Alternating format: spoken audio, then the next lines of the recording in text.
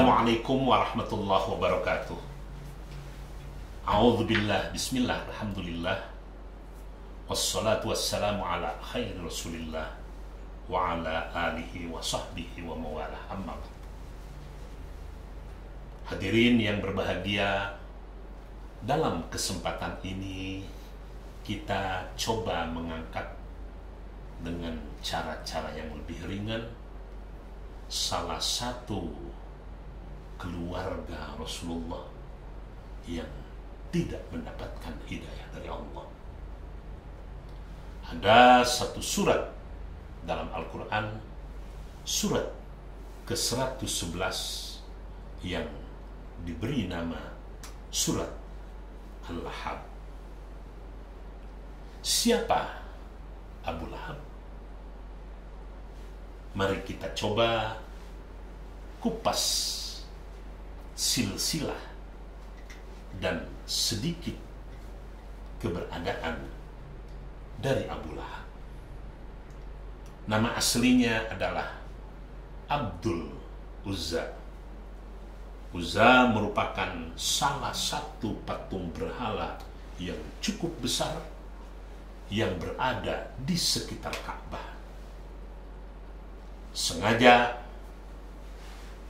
nama yang diambil Abdul Uzza karena Abu Lahab ini termasuk salah seorang yang banyak memiliki koleksi patung-patung berhala di sekitar Ka'bah. Menurut riwayat, tidak kurang dari 200 patung berhala yang merupakan simpanan dan koleksi Abu Lahab. Abu Lahab merupakan adik kandung dari Sayyid Abdullah, ayahanda Rasulullah Sallallahu Alaihi Wasallam. Artinya dari sisi nasab sangat dekat dengan Rasulullah. Tidak cukup hanya itu saja, rumah Abu Lahab dengan rumah Sayyid Abdullah adalah berdampingan, bersebelahan. Artinya tidak ada jarak sama sekali. Tidak cukup hanya itu saja. Kita kenal, kita tahu Sayyid Abdullah meninggal saat berziarah kepada keluarga-keluarganya yang berada di Madinah. Sehingga tatkala Sayyidah Aminah mengandung Rasulullah, ayahandanya sudah berpulang ke rahmatullah. Pada saat Sayyidah Aminah melahirkan putra tercintanya yang bernama Muhammad Sallallahu Alaihi Wasallam, berita itu disampaikan oleh seorang hamba sahaya yang bernama Suwaibah. Suwaibah ini adalah hamba sahaya yang dimiliki oleh Abu Lahab. Suwaibah bergegas menuju rumah Abu Lahab dan menyampaikan bahwa Sayyidah Aminah telah melahirkan seorang bayi yang sangat ganteng. Tentu saja berita ini membuat Abu Lahab seakan-akan memperoleh sebuah kebahagiaan yang tidak ternilai. Abu Lahab saking gembiranya, hari itu juga membebaskan Suwaibah. Terjadi pada hari Senin. Karena iktikad baiknya, karena yang dilakukannya positif ini, dalam hadis disampaikan setiap hari Senin, ingat, setiap hari Senin Allah sengaja memberhentikan hukumannya kepada Abu Lahab di neraka karena langkah yang dilakukan Abu Lahab, penghormatan kepada lahirnya Nabi, membebaskan Suwaibah. Tidak berhenti hanya sampai di sana saja. Sepeninggal kakeknya Abdul Muthalib, maka yang menopang dan menunjang kehidupan Sayyidah Aminah adalah Abu Lahab. Atau dengan kata lainnya, yang memberikan makan kepada Rasulullah sepeninggal Abdul Muthalib adalah Abu Lahab. Walaupun kita tahu Rasulullah ketika itu berada di dalam asuhan Abu Thalib, namun pamannya Abu Thalib ini termasuk orang yang sangat sederhana. Inilah posisi Abu Lahab sebelum Rasulullah diangkat kenabiannya.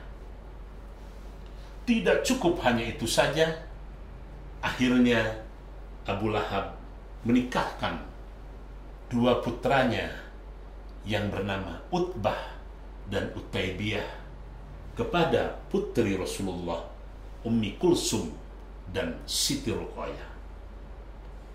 Abu Lahab ini gestur tubuhnya hampir sama dengan Said Abdullah. Tinggi, besar, berkulit putih, mata yang sangat jernih, seringkali menyemir rambutnya dengan warna merah, dan ada kalanya juga Abu Lahab ini sering menggunakan rambut palsu. Inilah gestur tubuh Abu Lahab, artinya menunjukkan seorang lelaki yang gagah, seorang lelaki yang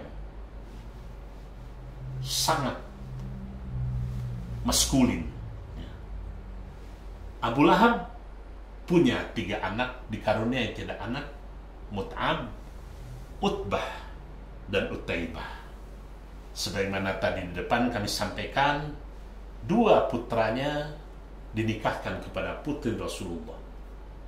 Dari uraian yang singkat ini, kita bisa mengambil kesimpulan sedemikian rupa dekatnya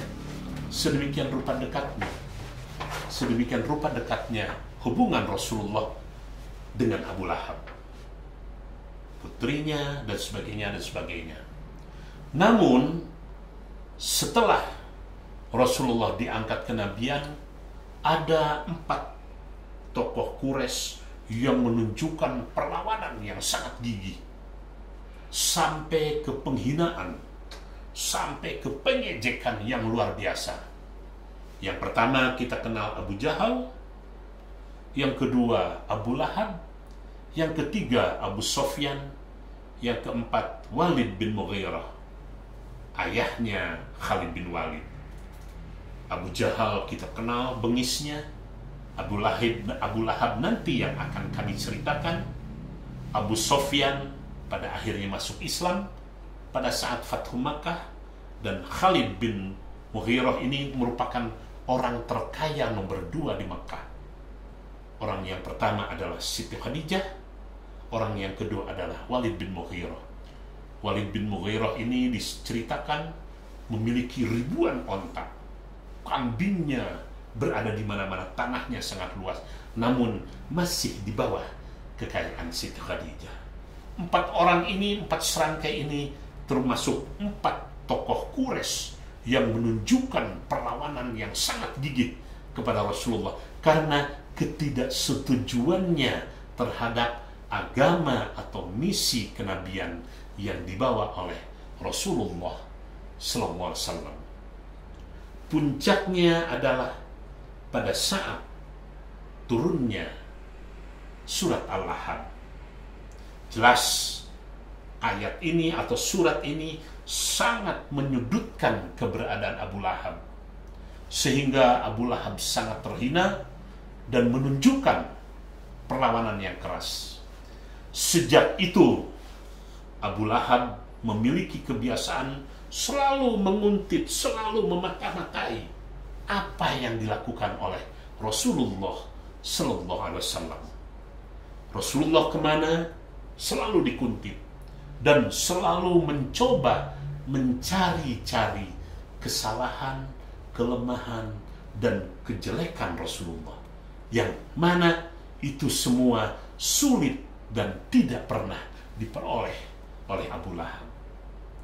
Tidak cukup hanya Abu Lahab sendiri, dalam hal ini ada juga saham dosa dari istrinya yang bernama Ummu Jamil.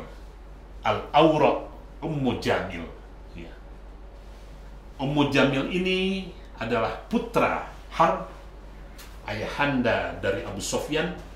Ummu Jamil ini merupakan adik kandung Abu Sofyan. Sama jahatnya, sama busuknya hatinya, sama kerasnya, sehingga Allah memberikan satu gelar kepada istri Abu Lahab ini dengan hammalatal hatab. Dia selalu membuat jebakan-jebakan, lobang-lobang yang ini. Dia selalu mengadu domba. Dia selalu mencari kesalahan-kesalahan Rasul. Dia menyebar fitnah. Dia selalu berusaha menciptakan kondisi-kondisi di mana orang-orang Arab terus hatinya panas dan panas terhadap Rasulullah. Hasutan-hasutannya sangat tajam, karena Ummu Jamil ini termasuk wanita yang lidahnya sangat tajam. Lidahnya sangat tajam. Sayang, maaf, dengan tidak bermaksud menyampaikan sesuatu yang kurang baik, kebetulan Ummu Jamil ini matanya agak sedikit juling. Namun mulutnya Masya Allah. Tatkala Ummu Jamil mendengar berita bahwa ada satu surat yang mendiskreditkan suaminya, langsung ketika itu juga Ummu Jamil membawa sebuah batu yang cukup besar, dan sengaja langsung berangkat ke Masjidil Haram. Dicarinya Rasulullah, mana Muhammad, mana Muhammad. Kalau aku ketemu, maka batu ini akan aku pukulkan kepada Muhammad. Kebetulan ketika itu Rasulullah sedang berbincang-bincang di sekitar Ka'bah, ditemani oleh Sayyidina Abu Bakar Siddiq. Begitu Ummu Jamil sampai di sana, dengan izin Allah, Allah ternyata menutup mata Ummu Jamil. Allah memerintahkan kepada malaikat, wahai malaikat, alihkan mata dia untuk tidak bisa memandang wajah Rasulullah. Akhirnya yang kelihatan oleh Ummu Jamil hanya Abu Bakar. Hai Abu Bakar, kemana Muhammad? Kemana Muhammad? Akan aku pukul dengan batu ini. Ketika itu Sayyidina Abu Bakar dalam keadaan kebingungan. Rasulullah jelas-jelas duduk di sampingnya, namun sama sekali tidak terlihat. Sama sekali tidak terlihat. Ada satu muka kebingungan Abu Bakar. Kok bisa-bisanya mata Ummu Jamil tidak bisa memandang dan melihat Nabi? Itulah kekuasaan Allah untuk menyelamatkan Rasulullah dari perlakuan yang tidak wajar. Inilah segelintir dari apa yang dilakukan oleh Ummu Jamil. Tidak cukup hanya itu saja, peran untuk selalu konfrontasi, untuk selalu melawan Rasulullah juga dilakukan oleh putranya yang ketiga yang bernama Utaibah. Apabila putra yang dua, Mut'ab dengan Utbah, akhirnya kedua-duanya masuk Islam. Namun putra bungsu dari Abu Lahab ini yang bernama Utaibah menunjukkan sikap seperti ayahnya sendiri. Dia sangat kasar, dia sangat preman, sangat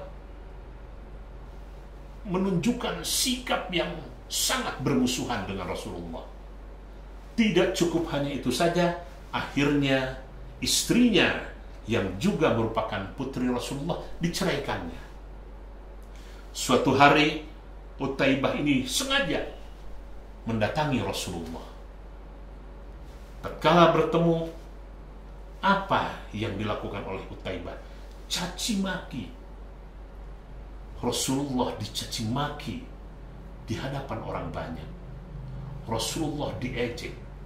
Inilah perlakuan seorang menantu kepada mertuanya. Dan ketika itu juga keluar kata-kata, "Ya Muhammad, aku serahkan kembali ini putrimu." Langsung ketika itu diceraikan. Dan pada saat akan kembali dari tempat tersebut, Masya Allah, na'udzubillahi min dzalik, apa yang dilakukan oleh Utaibah?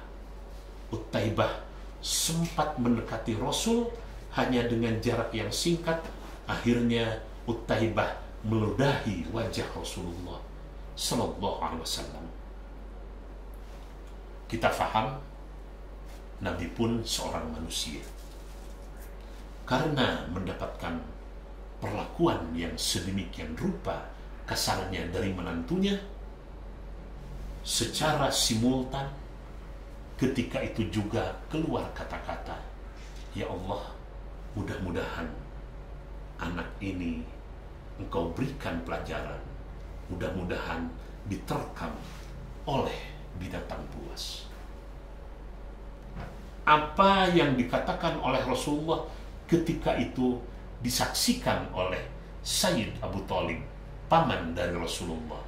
Abu Thalib sempat mengingatkan kepada Utaibah, "Hai Utaibah, awas, engkau harus hati-hati dengan doa yang disampaikan oleh keponakanku Muhammad." Waktu berlalu, zaman berjalan. Suatu hari Abu Lahab kembali untuk melakukan perniagaan, berangkat menuju Syam. Kita kenal Abu Lahab ini juga sebagai seorang saudagar, banyak membawa barang ke Syam. Pada rombongan tersebut ikut serta juga Utaibah, anak bungsu, anak yang ketiga yang sempat meludahi Rasulullah Sallallahu Alaihi Wasallam.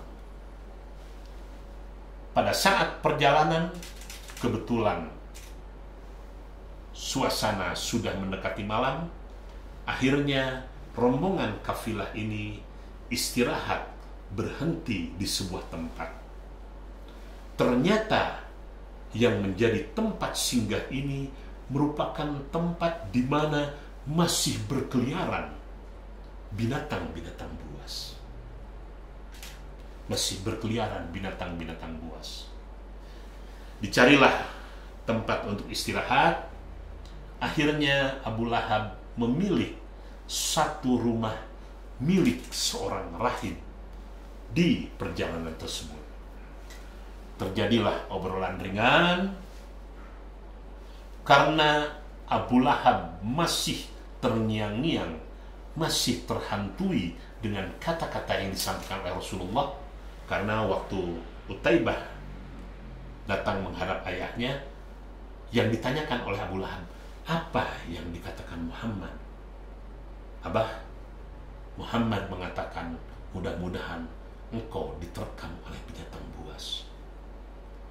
Di rumah tersebut, di rumah rahib, Abu Lahab meminta kepada semua rombongan dan termasuk kepada rahib agar mengumpulkan semua barang-barang. Barang-barang yang ada di luar dimasukkan ke dalam semuanya. Kemudian barang-barang ini dipakai untuk menutup Utaibah. Jadi Utaibah tinggal di tengah-tengah, di mana sekeliling Utaibah ini barang-barang dagangan yang dikumpulkan. Ya. Jadi ibarat Utaibah ibarat masuk ke dalam gelas, nah sekeliling ini barang-barang. Ya. Karena Abu Lahab dihantui oleh apa yang dikatakan oleh Rasulullah Sallallahu Alaihi Wasallam. Ternyata apa yang dikatakan oleh Rasulullah betul-betul terbukti. Baru beberapa jam selesai, jam belum menunjukkan waktu malam, tiba-tiba datang seekor harimau yang sangat besar.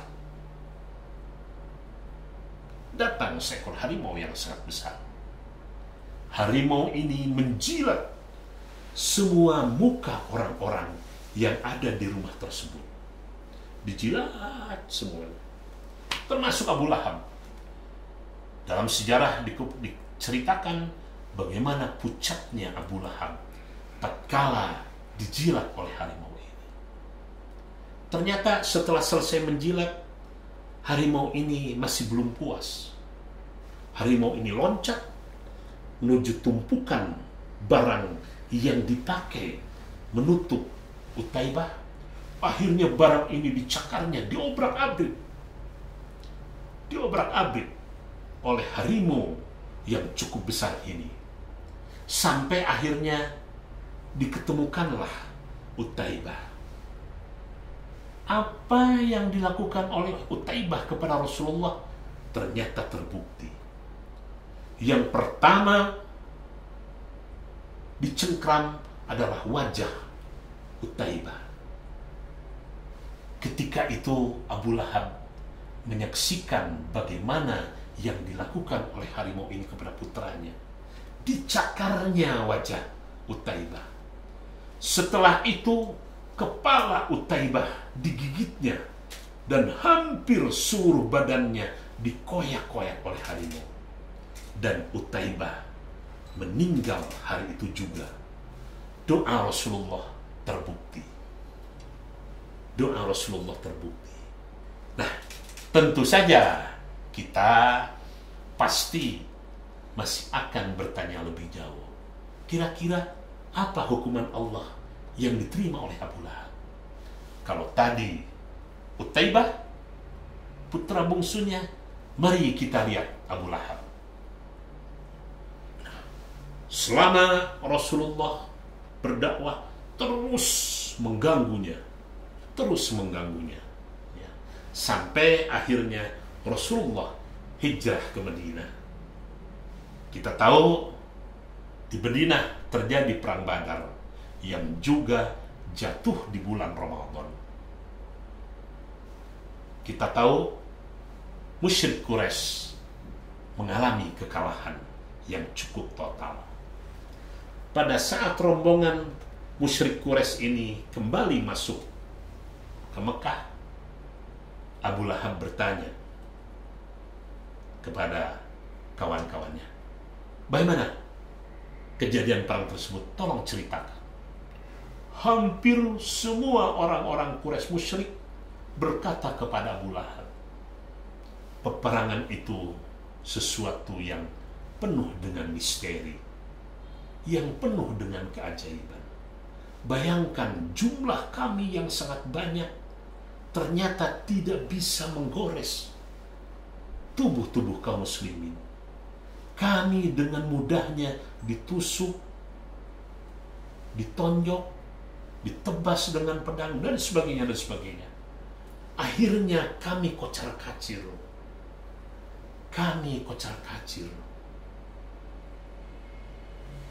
Dengan kata lain, kita mengalami kekalahan. Betul. Nah, tatkala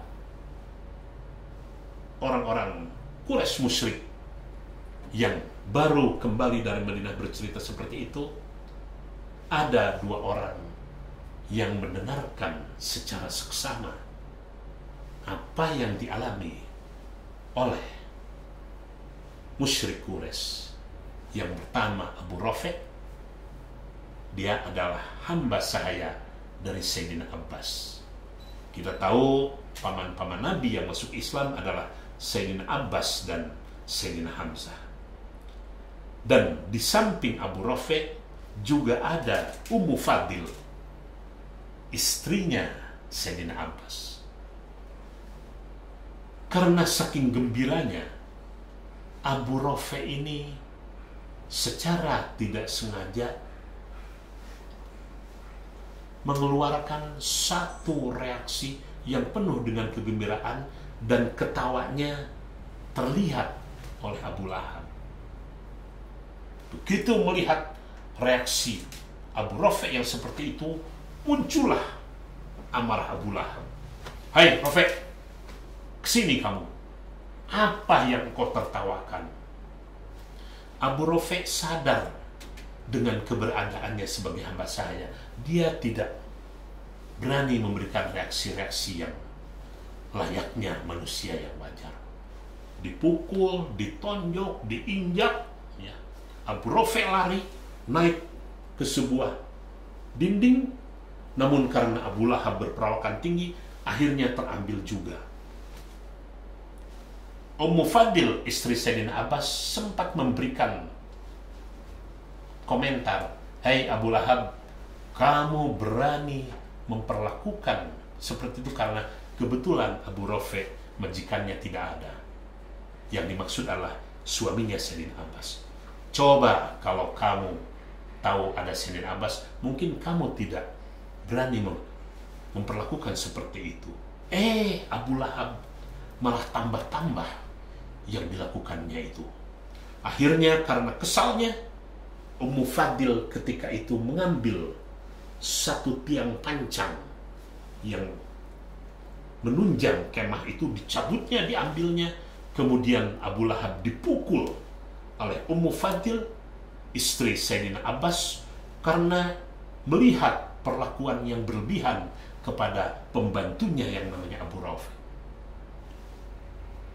Pukulannya mengenai kepala Abu Lahab, dan Abu Lahab ketika itu juga pingsan.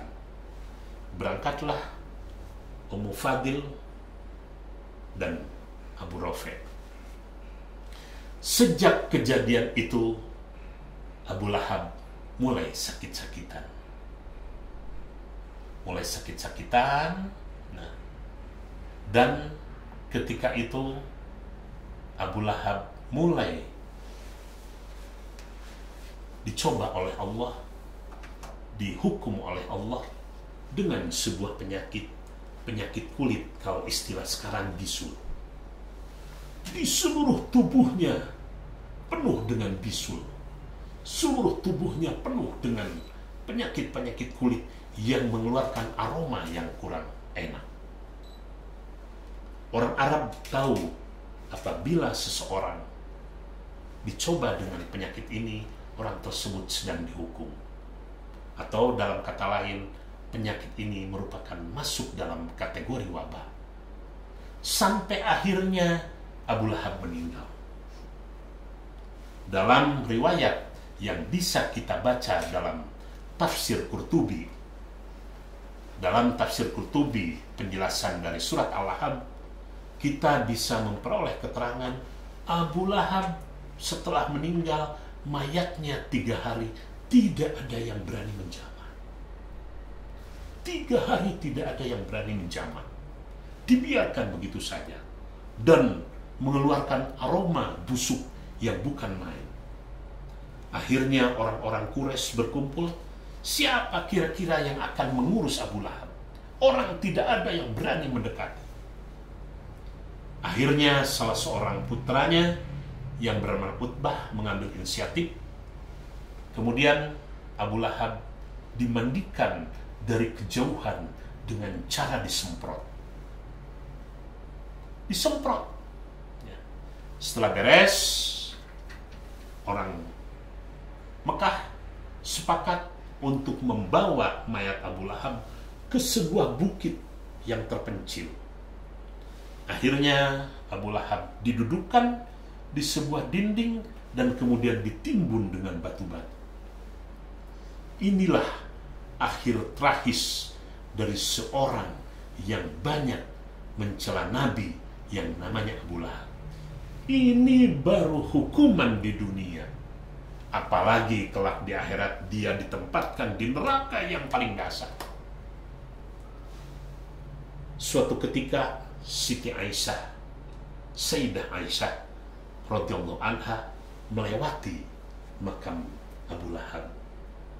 Langsung Sayyidah Aisyah menangis dan menutup mukanya karena malu memiliki seorang paman dari Rasulullah yang punya karakter yang busuk. Kita sudah mendengar 2 riwayat, Utaibah putranya Abu Lahab, kemudian Abu Lahab sendiri. Mari kita lihat bagaimana hari akhir daripada yang namanya Ummu Jamil. Ummu Jamil pada saat masih jaya-jayanya, dia sempat menjual kalung yang sangat istimewa yang penuh dengan permata berlian. Hasil dari penjualan kalungnya ini dipergunakan untuk akomodasi, untuk konsumsi dalam rangka melawan dakwah yang dilakukan oleh Rasulullah. Oleh karena itu, wajar kalau masa akhirnya fi jidiha hablum min masad. Ada dua pendapat. Yang pertama, di dunia memang seperti keleher, dan kelak di akhirat nanti di neraka itu akan dikalungkan. Beberapa mufassir mengatakan, Ibnu Abbas mengatakan, merupakan putra dari Sayyidina Abbas, Abdullah bin Abbas, kelak Ummu Jamil di akhirat akan dikalungkan sebuah rantai besi yang sangat panas, yang panjangnya 70 hasta, dimasukkan ke mulut, keluar dari duburnya, dan dikalungkan. Ummu Jamil pada saat meninggal, dia ketika itu disebutkan dalam keadaan masih mengandung, sedang mengandung, tiba-tiba seakan-akan lehernya ada yang mencekiknya sampai mati. Itulah pengalaman tragis dari Ummu Jamil, dan kedua-duanya disimbolkan, dijelaskan, diinformasikan oleh Allah merupakan dua hamba Allah yang akan menghuni neraka yang paling bawah, yang paling dalam, dan tinggal di neraka dalam keadaan abadi untuk selama-lamanya. Inilah uraian singkat dari Abu Lahab yang tidak mendapat hidayah Allah. Mudah-mudahan bisa memberikan nilai positif ke dalam diri kita. Wallahul muwaffiq ila aqwamit thariq. Wassalamualaikum warahmatullahi wabarakatuh.